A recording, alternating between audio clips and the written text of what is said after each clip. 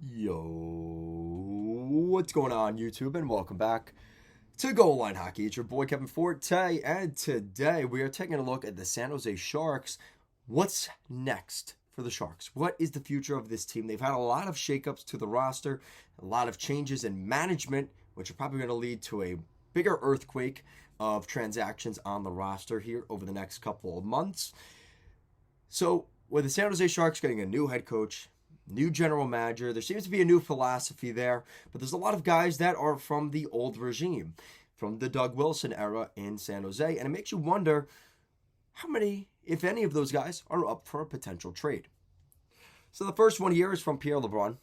He said the Sharks are willing to listen to offers on pretty much every player other than Tomas Hertl. Now, again, there's a lot of names that are there that weren't mentioned. If Tomas Hertl, you're looking at Logan Couture, Erik Karlsson, Kevin Labanc, Timo Meier, Marc-Edouard Vlasic, Radim Simek, Mario Ferraro. There are some pretty high-profile Sharks that just haven't gelled and been in a great environment, but are not, perceptually across the league considered pretty good hockey players that most teams would want to acquire.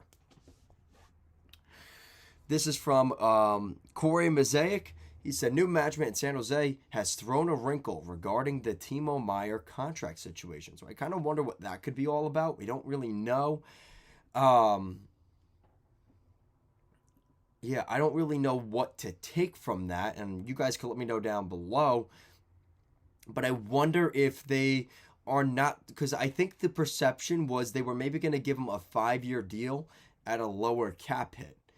Now the perception could be, well, maybe we just want to go max term, max contract, and we could see if we could trade other players out so we could get him to that 8-year deal, and that way he's here long term. Maybe that's what it is, because I've heard that other perception is there seems to be this sort of aura that he's going to take a lower cap hit, but only for a 4 or 5-year deal, and maybe that's no longer the case. And that's kind of it. I think it's interesting that Couture's name is kind of, potentially in the works. But again, I look at those contracts. Couture's making a lot of money. Karlsson's contract, it's very hefty. Same thing for Vlasic. It's going to be hard to trade those guys. But the ones that I do take a look at, Timo Meier.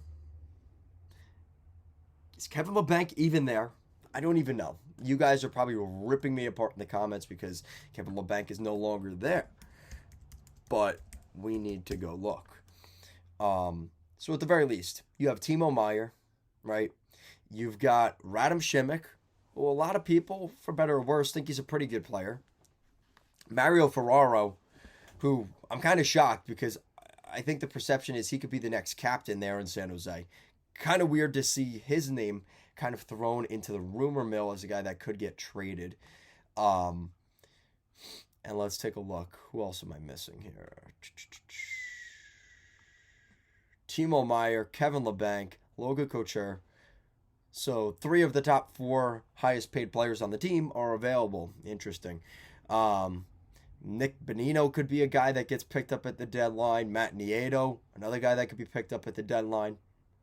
Radim Simek has 2 years left on his deal. They just signed Mario Ferraro to a sweetheart contract, and if he continues to live up to what I think Sharks fans are hoping for, he could be the next captain and a really good player. But the problem is, you have those 2 huge contracts in Karlsson and Vlasic on the back end. $18.5 million per season until 2026 for the 2 of them. That is disgusting. Absolutely disgusting. That's a lot of money. Guys with no movement clauses making that much money, it's going to be real difficult to make a trade there. That's one that I could potentially see a buyout coming. If things go really bad this year in San Jose, which, listen, sorry, Shaka. Shout out to Shaka. He's a big Sharks fan, big supporter of the channel. I think this is going to be a rough year for the Sharks. And I think that when you look at those 2 guys, just huge anchor. And I hate to say it's almost a blessing if they get rid of those guys because you can't, it just means more ice time for Ferraro and Simek. I think that's a good thing. Now, again, it sucks because you have, excuse me, geez.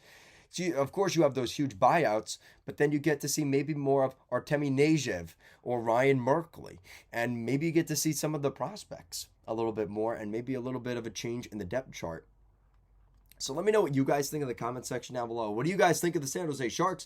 Do you guys think that we are in for a massive rebuild coming to the San Jose Sharks organization this season? Let me know down below. As always, guys, thank you so much for watching, and I'll see you again next time.